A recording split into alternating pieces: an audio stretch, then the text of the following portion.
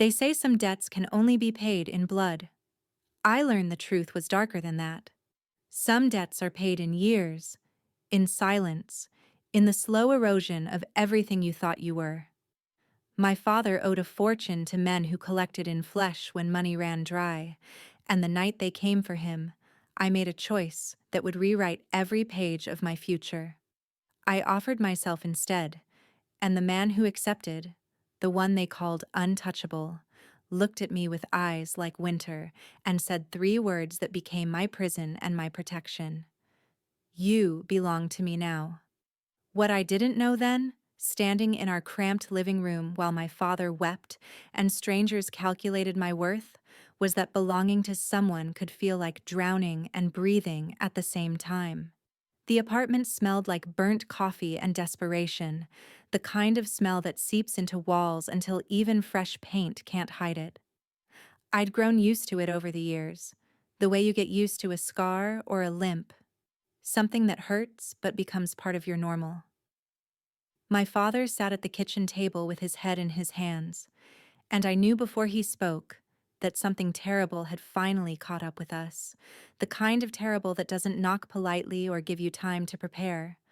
I was 23 years old, working two jobs to keep us fed, and I'd spent most of my adult life watching my father gamble away every chance we had at something better. But tonight was different. Tonight, the consequences had faces and guns and the kind of cold patience that comes from men who've collected debts in ways that don't leave paper trails. There were four of them standing in our living room like they owned it. And maybe they did. Maybe they owned everything now, including us. Three wore dark suits that probably cost more than our rent, and they stood with the stillness of people who never had to prove they were dangerous. Everyone already knew. But it was the fourth man who made my breath catch in my throat, made something hot and terrified coil in my stomach. He stood by the window, backlit by the streetlights outside, and even in silhouette I could tell he was different. Taller, broader, wearing authority like a second skin. When he turned to face us, the light caught his features, and I understood why my father had gone pale as death. This was the man people whispered about in the neighborhood, the one whose name got mentioned in hushed tones followed by quick glances over shoulders. He had dark hair swept back from a face that could have been handsome if it wasn't so hard. If those pale eyes didn't look at you like they could see straight through to every lie you'd ever told yourself. He couldn't have been older than 35, but he carried himself with the confidence of someone who'd been making life and death decisions for years. Everything about him screamed money and power, from the watch on his wrist to the way the other men deferred to him without a word being spoken. "Your father owes me $800,000, he said, his voice smooth and educated. He's had 6 months to make arrangements. Tonight is the end of those 6 months. I looked at my father, hoping for denial or explanation, but he just sat there with tears running down his face, nodding. $800,000, a number so large, it didn't feel real. I don't have it, my father whispered, his voice cracked and hollow. The man stepped closer with predatory grace and pulled out a gun with casual ease. Please, my father sobbed, I need more time. I can get the money. The man examined his gun with detached interest. You've had time, and you've used it to gamble away every dollar you could borrow. Do you know what happens in my organization when people think they can ignore their debts? When word gets out that someone walked away without paying? It sends a message I can't afford to send. It makes me look weak, and weakness in my business gets you killed. The gun rose, steady and certain, pointing directly at my father's head. I watched my father close his eyes, watched him accept his death with the same defeated slump he'd had when the electric company threatened to shut us off, or when the landlord came demanding rent. And something inside me, something I didn't know was there, suddenly roared to life. A fierce, desperate, completely insane idea that felt like the only choice I had left in a world that had taken every other choice away. Wait, I said, surprised by how steady my voice sounded. The word cut through the tension in the room like a blade, and every eye turned to me. The man with the gun didn't lower it, but his attention shifted, those pale eyes fixing on me with an intensity that made my skin prickle. I straightened my spine, forced myself to meet his gaze even though everything in me wanted to look away. Take me instead. The silence that followed was so complete I could hear my own heartbeat, fast and panicked in my ears. One of the other men laughed, a short bark of surprise, but the man with the gun didn't react at all. He just studied me with those cold, calculating eyes, and I felt like a specimen under glass, being examined and evaluated and priced. Take you, he repeated, and there was something almost curious in his tone. And what exactly would I do with you? Whatever you need, I said, the words tumbling out before I could think them through. I'll work for you, serve you, do whatever it takes to pay off his debt. Just don't kill him. Please, I'm begging you, don't kill him. My father made a strangled sound of protest, trying to stand, but one of the suited men pushed him back down with a hand on his shoulder. The gesture was gentle, but absolutely final. You want to trade your life for his debt? The man said, lowering his gun slightly. Do you have any idea what you're offering? I'll pay it off, I said desperately. However long it takes. I'll work every day, every hour. I won't run. I won't cause problems. Just let him live. He studied me for another long moment, and I watched something shift in his expression. Something I couldn't read, but that made the temperature in the room drop several degrees. Then he smiled, and it was the most terrifying thing I'd ever seen because it held no warmth at all. Just cold amusement at some private joke I wasn't part of. Your father's debt isn't the kind that gets paid off with honest work, he said. Even if you worked 24 hours a day for the next 50 years, you couldn't earn $800,000 doing anything legal. So when you say you'll do whatever it takes, I want you to understand what you're actually offering. You're not offering to be an employee. You're offering to be property. He moved closer, close enough that I could smell his cologne, expensive and masculine and completely at odds with the violence he carried so casually.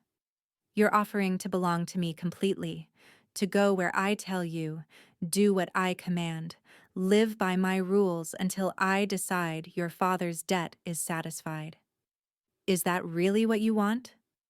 Every instinct I had screamed at me to take it back, to apologize, to find some other solution that didn't involve selling myself to a man who looked at me like I was a problem to be solved.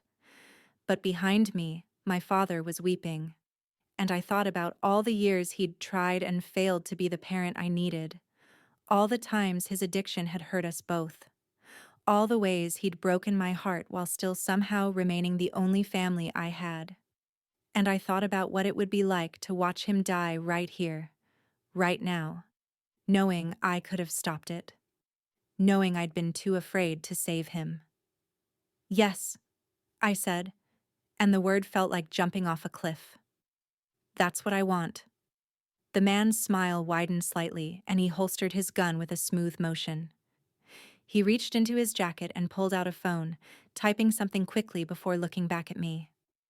My name is Nathan Cross, he said, and as of this moment, you work for me. You live where I tell you to live, you eat what I provide, you wear what I buy you, you speak when spoken to, and you never, ever try to leave. If you break these rules, your father dies. If you run, your father dies. If you so much as think about betraying me, your father dies slowly and painfully while you watch. Do you understand? I understand, I whispered, and felt something inside me break and reform into a shape I didn't recognize. Good, Nathan said. Then say goodbye to your father. You won't be seeing him again. The words hit me like a physical blow. What? No, I thought I'd still be able to see him, to know he was okay. Did you think this was a part-time arrangement?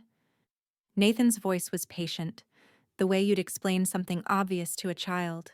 You're mine now. That means your old life ends tonight. Your father gets to keep breathing, which is more than he deserves. That's the deal. Take it or leave it. I looked at my father, really looked at him, trying to memorize his face. Through the blur of tears I refused to let fall. He looked old and broken, and so filled with shame I could barely stand it. I wanted him to tell me not to do this, to be brave enough to face his own consequences, to finally be the father who protected me instead of the other way around. But he just sat there crying, and I realized with a bitter clarity that he'd never been that father and he never would be. This was who he was, and accepting that made what came next a little bit easier. "Goodbye, Dad," I said softly. "Try to do better. Please try to be better." Then Nathan's hand was on my elbow, firm and proprietary, guiding me toward the door. I moved like I was underwater, every step feeling distant and unreal. The last thing I saw before we left was my father's face, twisted with grief and relief, and the kind of gratitude that made me sick to my stomach.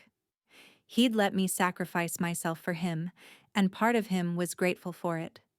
That was the man I'd just sold my freedom to protect.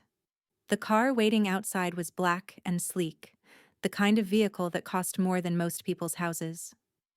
Nathan opened the back door and gestured for me to get in, and I climbed inside, my legs shaking so badly I almost fell. The interior smelled like leather and money, and when Nathan slid in beside me, the space suddenly felt too small, too intimate. The driver pulled away from the curb without a word, and I watched my apartment building disappear into the distance, taking with it every piece of my old life. "Where are we going?" I asked, then remembered his rules about speaking. I waited for punishment, for anger, but Nathan just glanced at me with something that might have been approval. "To your new home," he said. "I own a house outside the city. Private, secure, completely isolated. You'll have everything you need there. Everything except freedom," I thought, but didn't say. Nathan seemed to read my mind anyway because he smiled that cold smile again. "Freedom is overrated," he said. "Most people have no idea what to do with it anyway. They waste it on meaningless choices and pointless pursuits. At least now your life has purpose. You're keeping your father alive. That's more purpose than most people ever find." I wanted to argue, to scream, to demand he take me back and let me undo this insane decision. But I'd made a deal, and men like Nathan Cross didn't give second chances. So I sat in silence while the city lights gave way to darker roads, while everything familiar disappeared behind us, while my new life approached like a storm I couldn't outrun. The house, when we finally arrived, was massive and modern, all glass and steel and sharp angles that caught the moonlight. It sat on what looked like acres of land, surrounded by high walls and security cameras, a fortress disguised as a home, or maybe a prison disguised as luxury. Nathan led me inside without ceremony, through rooms that looked like they belonged in magazines, past artwork that I vaguely recognized as famous, into a space so far removed from my cramped apartment that I felt like I'd stepped into another world. "This is your room," he said, opening a door to reveal a bedroom larger than our entire apartment had been. The bed was enormous, covered in what looked like silk sheets. The furniture was elegant and expensive. Floor-to-ceiling windows looked out over grounds lit by subtle landscape lighting. You'll find clothes in the closet, toiletries in the bathroom. Everything is in your size. "How did you know my size?" I asked, then felt stupid for asking. Of course he knew. Men like Nathan knew everything about the people they owned. "I make it my business to know details," he said, confirming my thought. "You'll find the clothes appropriate for your new position. Nothing too revealing, nothing too casual. You represent me now, and I have standards." He moved to the door, then paused. There's no lock on this door. There are no locks on any doors in this house, except mine. You're free to move around the property, but the gates are guarded and the walls are high. Don't be stupid enough to try to leave. What happens tomorrow? I asked, my voice barely above a whisper. Tomorrow you start learning your duties, Nathan said. I'll expect you downstairs at 7 for breakfast. Dress appropriately. He left without another word, and I heard his footsteps fade down the hallway.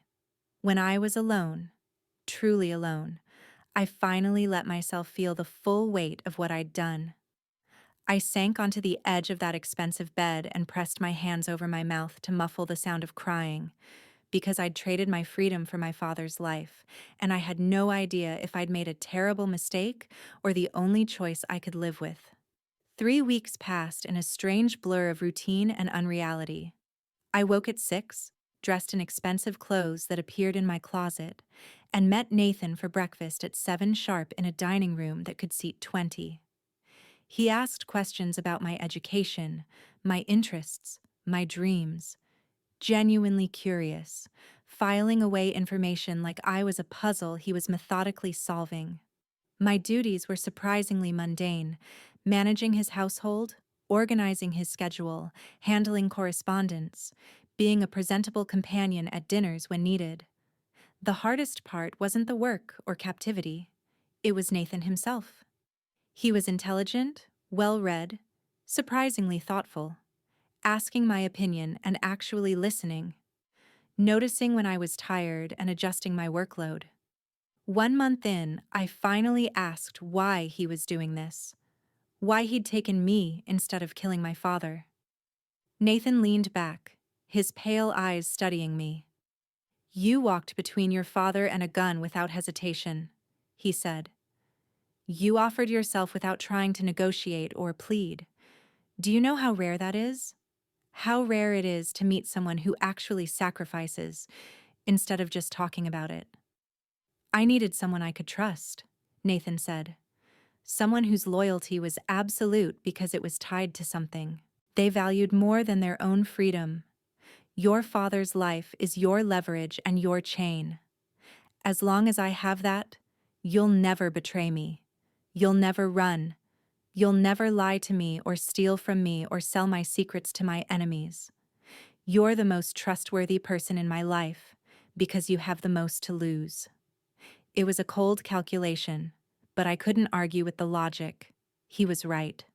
I would never do anything to risk my father's life, which meant Nathan could trust me in ways he probably couldn't trust anyone else in his world.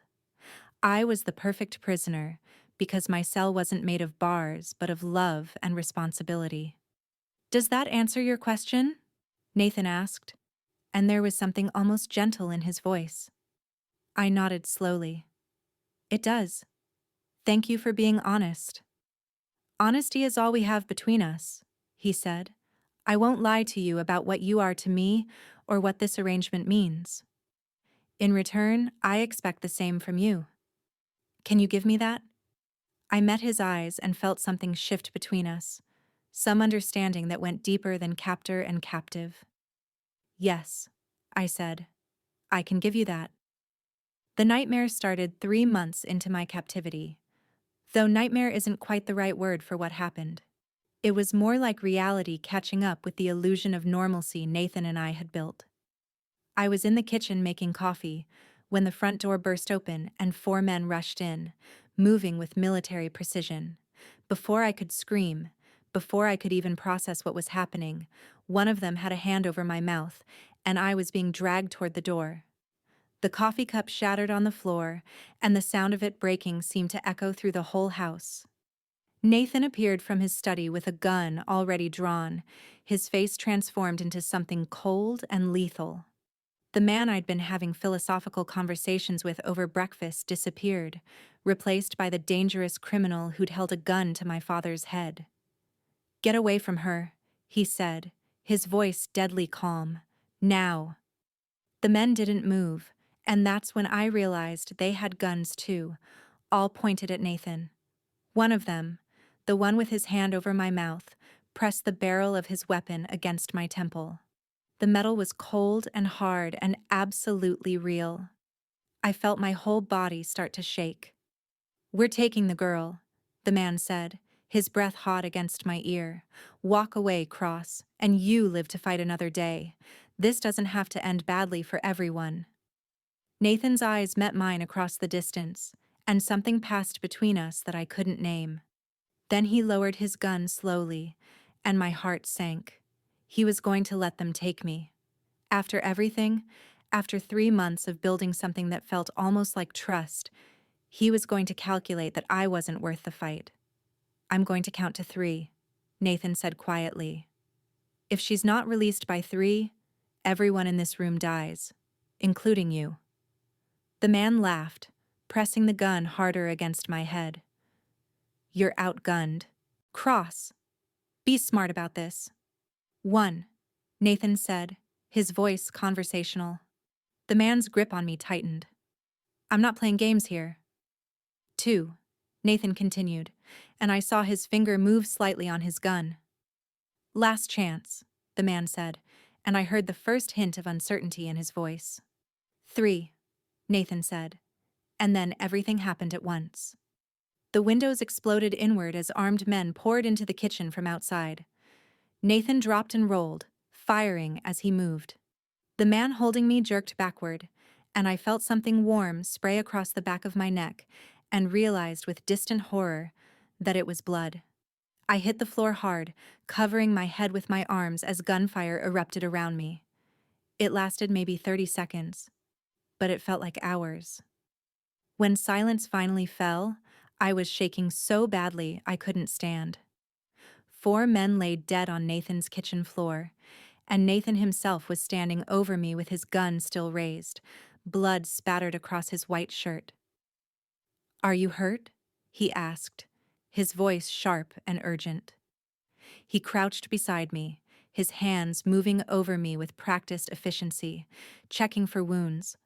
I couldn't speak, couldn't make my mouth form words.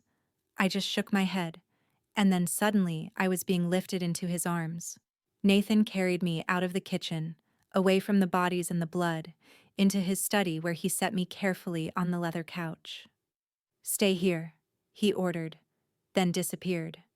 I sat in shock while sounds of activity filtered through the walls.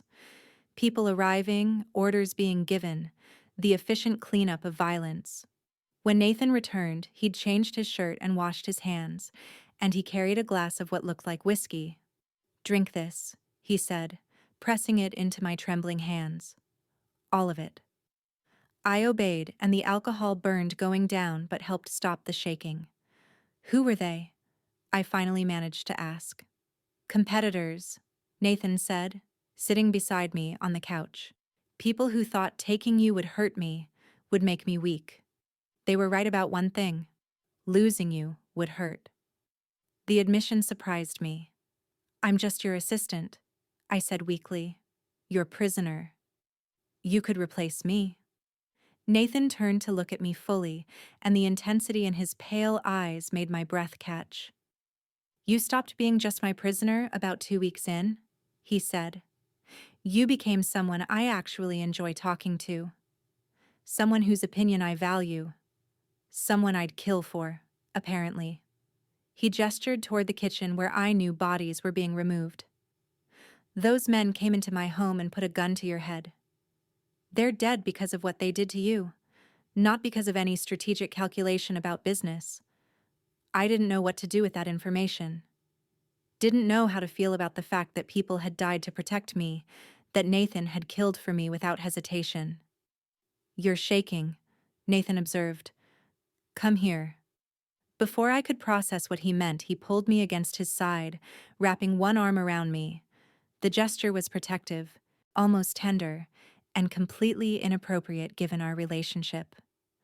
But I was cold and terrified, and my whole body was still trembling with adrenaline, so I let myself lean into his warmth.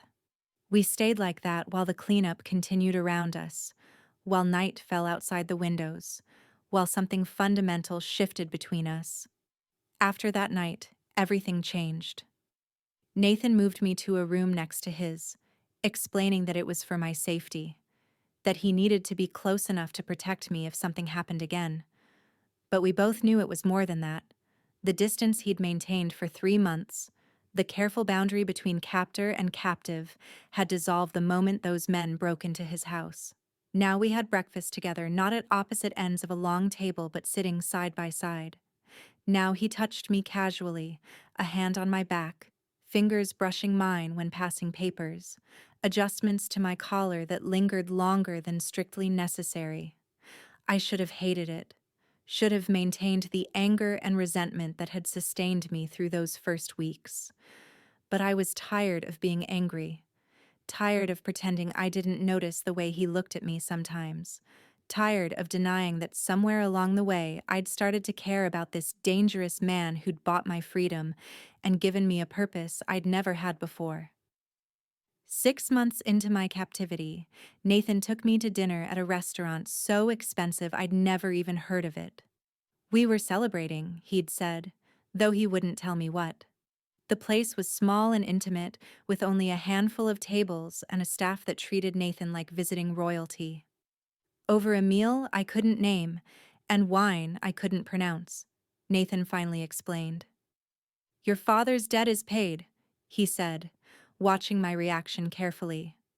"As of today, you're free to go if you want." The words should have filled me with joy, with relief, with desperate gratitude. Instead, they hit me like ice water. Free to go meant leaving, meant walking away from this strange life I'd built, from the man I'd somehow stopped seeing as my captor and started seeing as something else entirely. "I don't understand," I said carefully. "The debt was $800,000. I've barely made a dent in that." "The money doesn't matter," Nathan said. "It never really did. What mattered was the principle, the example, the way other people perceive the situation. Your father's debt has been written off. You've fulfilled your obligation to me. If you want to leave, I won't stop you. But I'm hoping you'll choose to stay." "Why would I stay?" I asked, though my heart was already racing because I knew the answer. Because I knew why I wanted to stay even if I couldn't admit it yet. Because over the past 6 months, you've become essential to my life, Nathan said, his pale eyes holding mine with complete honesty. Because I trust you in ways I've never trusted anyone. Because somewhere along the way, this stopped being about debt and became about something else entirely. He reached across the table and took my hand, and the touch sent electricity up my arm. "Stay because you want to, not because you have to. Stay because you choose me the way I've chosen you." I should have asked for time to think.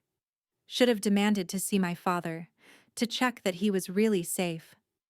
Should have questioned what choosing Nathan would mean for my future, for any chance at a normal life.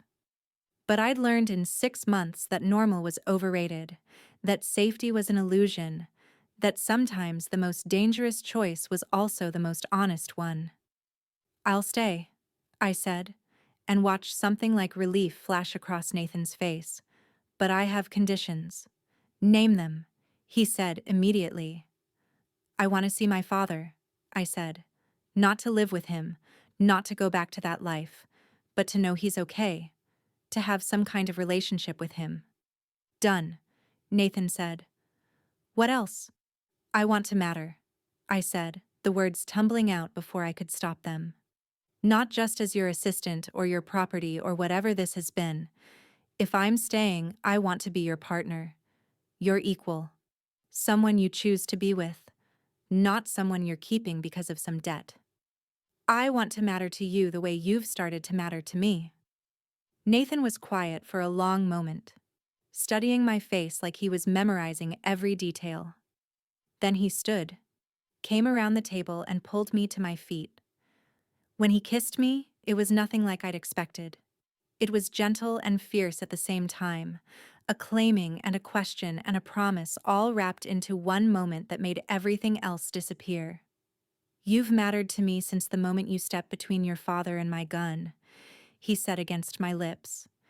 Everything since then has just been me trying to figure out how to keep you without destroying what makes you worth keeping. So yes, you'll be my partner, my equal, the person I choose above everyone else in my very complicated life. But you need to understand what that means. Being with me, really being with me, means danger. It means people will target you to get to me. It means living in a world where violence is always one bad decision away. Are you sure that's what you want? I thought about my old life, about working 2 jobs to keep us afloat, about the constant fear and struggle and sense that I was drowning slowly. Then I thought about these past 6 months, about the way Nathan challenged me intellectually, protected me fiercely, saw me as someone valuable and strong, about how I'd never felt more alive than I did in his dangerous, complicated world. I'm sure, I said. Then let's go home, Nathan said, taking my hand.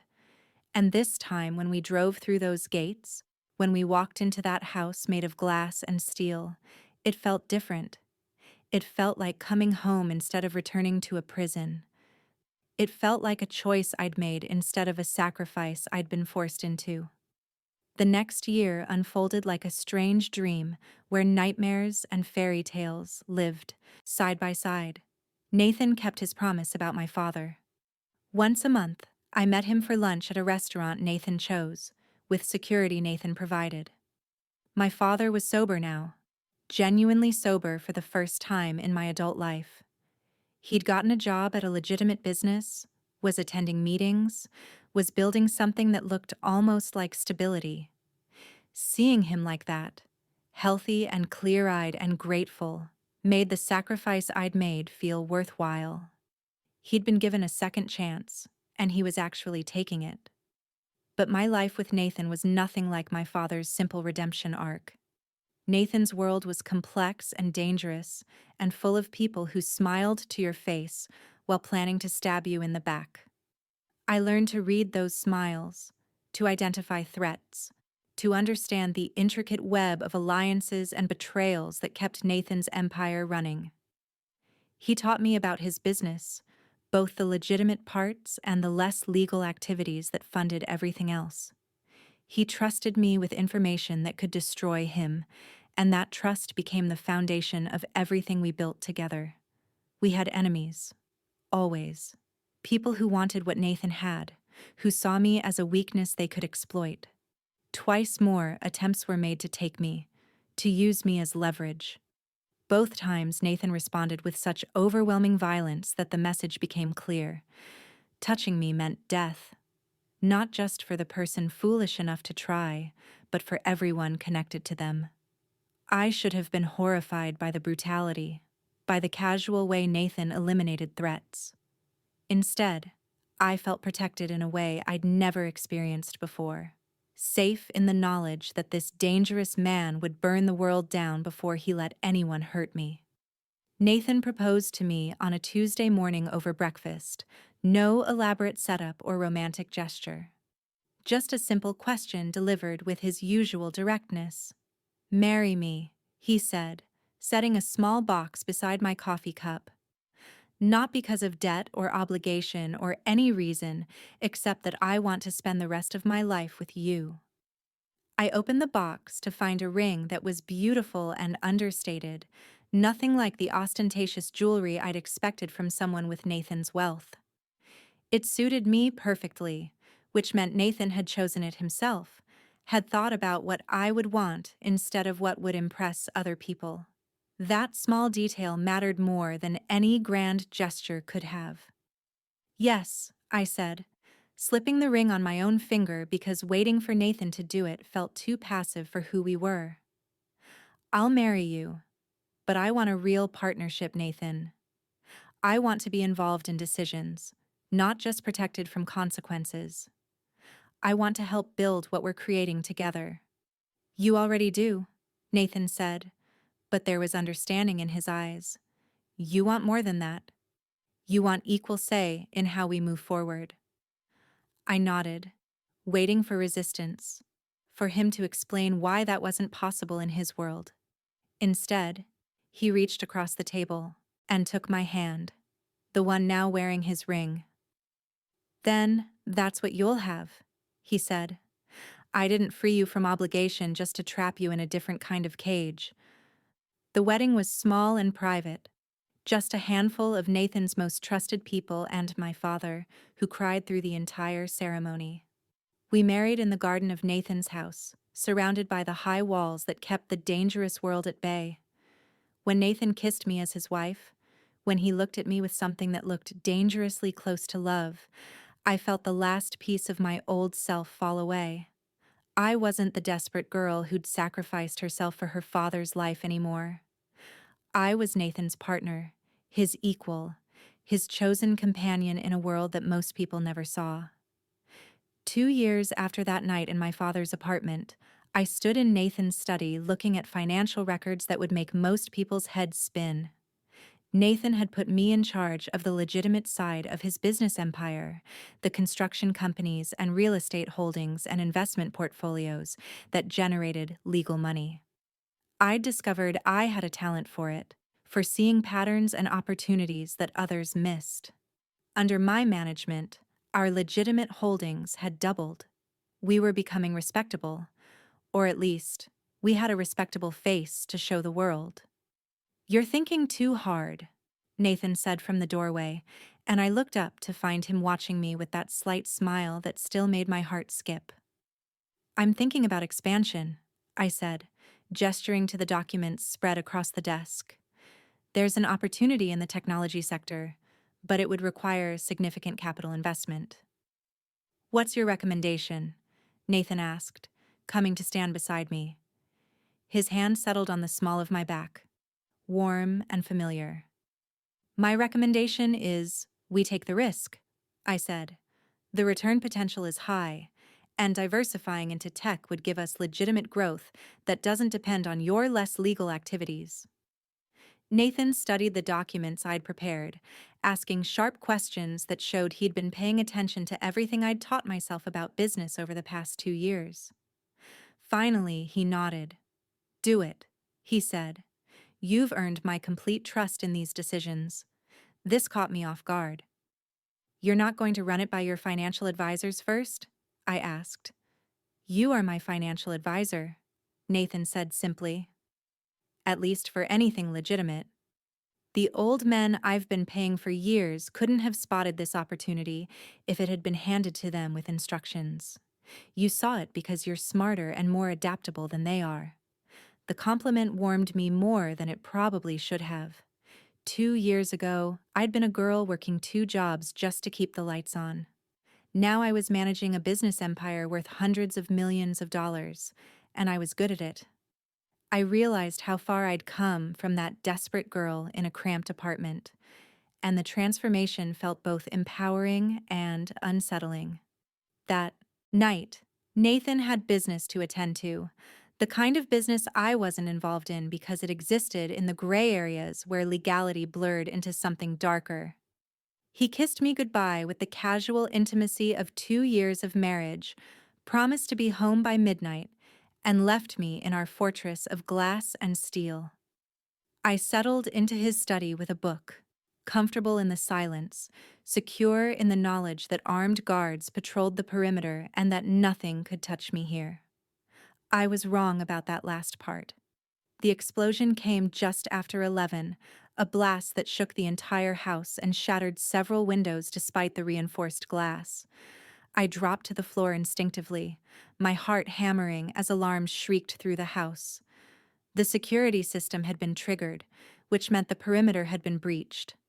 Someone had gotten through Nathan's defenses, and he wasn't here to protect me. I crawled to Nathan's desk and opened the bottom drawer where I knew he kept a gun. He'd taught me to shoot months ago, insisting that I needed to be able to protect myself if something happened when he wasn't around. I'd never thought I'd actually need the skill, had treated it like a game or a bonding exercise. Now my hand shook as I checked the magazine and chambered around, the weight of the weapon suddenly terrifyingly real. Footsteps echoed through the house, multiple sets, moving with purpose. I could hear shouting, the distinctive crack of gunfire from somewhere outside. Nathan's security team was engaging the intruders, but whoever had come had brought enough firepower to make it a real fight. I crouched behind Nathan's desk, the gun gripped in both hands the way he'd taught me, and tried to control my breathing. If they made it to the study, I would have one chance to defend myself. I needed to make it count. The door burst open and a man rushed in, dressed in black tactical gear, his face covered by a mask. He saw me immediately and raised his weapon, but I fired first. The recoil surprised me despite all the practice, but my aim was true enough.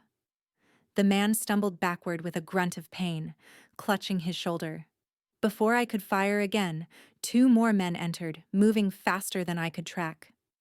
One of them kicked the gun from my hands with brutal efficiency, while the other grabbed my arms and yanked them behind my back. They zip-tied my wrists with practiced speed, and I was hauled to my feet and dragged from the study. Through the broken windows, I could see fires burning on the grounds, the wreckage of what looked like a vehicle. Bodies lay scattered across the lawn, some in Nathan's security uniforms, others in the black tactical gear. This wasn't a simple kidnapping attempt. This was an all-out assault designed to overwhelm Nathan's defenses through sheer force. They threw me into the back of a van that was waiting just beyond the gates, its engine already running. I landed hard on the metal floor, my head cracking against something that sent stars dancing across my vision. The doors slammed shut and the van lurched forward, tires squealing as we accelerated away from the only home I'd known for 2 years. Through the ringing in my ears, I heard my captors talking, their voices muffled but urgent. Nathan's going to lose his mind when he finds out. That's the point. We take what matters most to him. We take his power. You think Cross is just going to let us walk away with his wife? I think by the time he figures out where we've taken her, it'll be too late to matter. The drive lasted maybe 20 minutes before we stopped. When the doors opened, I was dragged out into what looked like an abandoned warehouse, the kind of place where bad things happened and no one heard you scream. They cut the zip ties from my wrists, only to chain me to a chair bolted to the floor. The metal was cold through my clothes, and I could smell old oil and decay. One of the men removed his mask, revealing a face I didn't recognize. He was older, maybe 50, with cold eyes and the kind of scars that spoke of violence survived. "Do you know who I am?" he asked, pulling up a chair to sit across from me. I shook my head, trying to keep my expression neutral despite the fear clawing at my throat. "My name is Victor Kane," he said. "5 years ago, your husband killed my son. Took him out in a territory dispute over something that didn't matter to anyone except Nathan's pride. My boy was 23 years old, and Nathan Cross put 2 bullets in his head like he was putting down a dog. I'm sorry, I said, because what else could I say? I hadn't known Nathan 5 years ago, hadn't been part of the violence that had shaped his empire. But I knew him now, knew that he'd killed people for lesser offenses than threatening his territory. I wondered if he'd ever thought about the families left behind, or if that kind of consideration was a luxury he couldn't afford in his world. "Sorry doesn't bring back the dead," Victor said, "but taking what matters most to the person who killed your child, that's something. That feels like justice." He leaned forward, studying my face. "Nathan loves you. Everyone in our world knows it. He's made you untouchable, killed anyone who so much as looked at you wrong. You're his weakness. And tonight, I'm going to use that weakness to destroy him." "How?" I asked, trying to keep my voice steady. Victor smiled, and it was the cruelest expression I'd ever seen. "I'm going to call him and let him listen while I hurt you. I'm going to break you piece by piece until he begs me to stop. And then, when he's offered me everything he has, when he's destroyed himself trying to save you, I'm going to kill you anyway. Because that's what he took from me. Hope first, then everything else." Fear turned my blood to ice, but underneath it, I felt something else rising. Anger. cold, crystalline fury at this man who thought he could use me to hurt Nathan, who saw me as nothing more than a tool for his revenge. "I'm not just Nathan's wife," I said, my voice stronger than I expected. "I'm his partner. And if you think he's the only one you should be afraid of, you're making a terrible mistake." Victor laughed, genuinely amused. "You shot one of my men in the shoulder. That was brave, I'll give you that. But bravery doesn't mean much when you're chained to a chair and surrounded by people who want you dead." "We'll see," I said, meeting his eyes with all the defiance I could muster. "Nathan's going to find me, and when he does, everyone in this building dies. Not just you. Everyone." "He's going to try," Victor agreed. "And I'm counting on it. This warehouse is wired with enough explosives to level a city block. The moment Nathan walks through that door, I push a button and we all go to hell together." "You're willing to die just to hurt him?"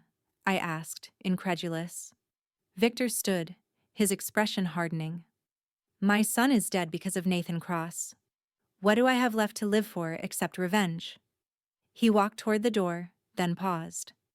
"I'll give you some time to think about what's coming. Maybe you'll want to write Nathan a goodbye message. Something for him to remember you by when you're gone." The door clanged shut, leaving me alone in the cold warehouse. I tested the chains holding me, but they were solid, professionally installed. Whoever Victor was, he'd planned this carefully. I wasn't getting free without help. My only hope was that Nathan would find me before Victor made good on his threats. Time passed with agonizing slowness. I had no way to tell how long I'd been there, no windows to show whether it was still night or if morning had come. My wrists ached from the chains, and the chair was uncomfortable enough that my back started cramping. But physical discomfort was nothing compared to the fear of what was coming, the knowledge that Victor meant every word he'd said about making Nathan listen while he hurt me. The door opened and a younger man entered, maybe 30, with nervous energy that suggested he wasn't as committed to this plan as his leader. He set down water within reach and said, "Victor lost his kid. You can understand why he's doing this, right?" I told him I could understand grief, but not using an innocent person for revenge. "You married Nathan Cross," he said.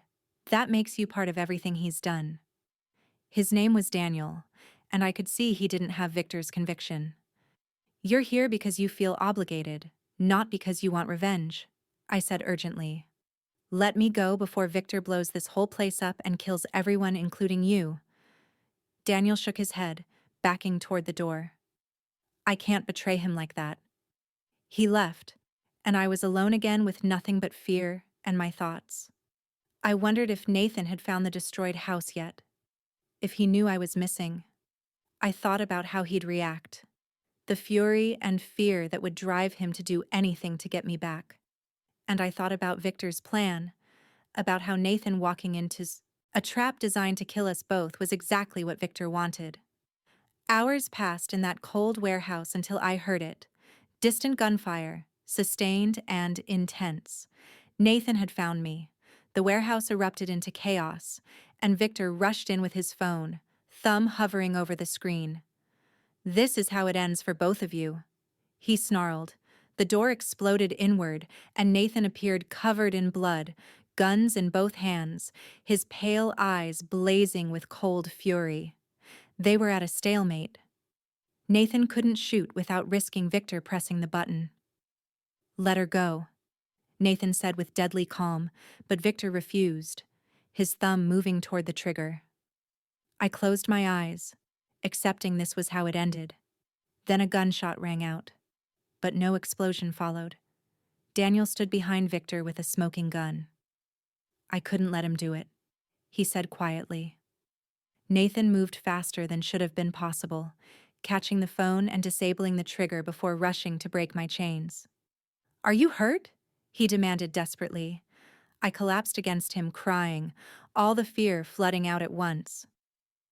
"I thought I'd lost you," he said against my hair.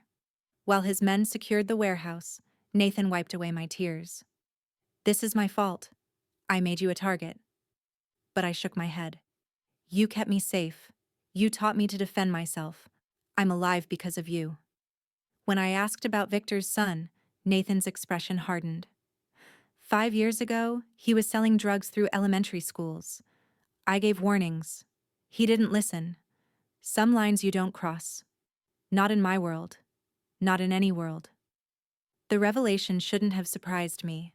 I'd known Nathan was capable of violence, had seen him kill to protect me. But hearing him talk about executing someone, even someone who'd been hurting children, reminded me that the man I loved operated by a different moral code than most people. He wasn't a hero. He was a criminal who'd built an empire on violence and control. But he was also someone who drew lines, who had principles even if they weren't conventional ones. Did Victor know? I asked. About why you killed his son? Nathan shook his head. He knew his son died in a territory dispute. He didn't know, or didn't want to know, what his son had been doing. Sometimes people only see what they want to see, especially when it comes to family. We left the warehouse together, stepping into early morning light that hurt my eyes after hours in darkness. The scene outside looked like a war zone. Burning vehicles, bodies being loaded into vans, Nathan's men cleaning up with efficient professionalism. This was what his protection really meant, and it should have horrified me. But instead, I felt grateful to be alive. At home, Nathan led me to our bedroom and started a bath, washing me with a tenderness that made my chest ache. I almost lost you tonight, he said quietly. I realize that everything I've built, all the power and money and respect, none of it matters compared to you. His pale eyes met mine with complete honesty as he offered to let me go, to arrange a safe, normal life away from his world. It was the most loving thing anyone had ever offered me, and it made my decision easy. I don't want out, I said firmly. I want what we've built together. At least here, at least with you. I'm living, instead of just surviving. Nathan studied my face, then kissed me with desperation and relief tangled together. Then we do this together, he said, resting his forehead against mine. All of it. And I promise you, I will never stop fighting to keep you safe. 3 years after the warehouse, I stood in a boardroom presenting our latest acquisition, while Nathan, now officially CEO, watched from the head of the table. We'd transformed his criminal empire into something almost legitimate. Technology, real estate, sustainable energy, slowly phasing out the illegal operations that had defined his past. After the meeting, we drove to our new estate, larger and more secure than the fortress we'd called home, and I placed my hand on my barely there baby bump. What if we can't clean it up in time? I asked, voicing the fear that had grown with the pregnancy. What if our child grows up knowing what you were? Nathan pulled me close, promising we'd tell them the truth, give them the options we never had, build something beautiful from the wreckage of our past. It wasn't the life I'd imagined when I'd stepped between him and a gun in my father's apartment. But it was real and hard-won, and mine in a way nothing else had ever been. The baby came 7 months later, a daughter we named Grace, because she felt like an undeserved gift after everything we'd been through. Nathan held her with a tenderness I'd never seen, this dangerous man reduced to tears by 8 pounds of helpless humanity. And I watched him transform into something softer and more vulnerable as fatherhood changed us both. Grace grew as our empire shifted toward legitimacy, Nathan officially retiring from the criminal side while we built something real with legitimate business partners who respected what we'd created. My father, 5 years sober, became a doting grandfather, and watching him hold Grace made every sacrifice worthwhile. On her second birthday, Nathan and I stood on our balcony watching our daughter play below, and he said quietly that this, our love, our partnership, this family, was what he'd really bought with that $800,000, an investment that had paid incredible returns. I thought about that desperate night, about the girl who'd offered herself to save her father, about every terrible choice and dangerous moment that led us here, and I realized I wouldn't change any of it. The debts were paid, the obligations fulfilled, and everything from here forward was pure choice. I was choosing him, choosing us, choosing this complicated, beautiful life we'd built together, because I'd once belonged to Nathan, but now we belonged to each other, and that made all the difference.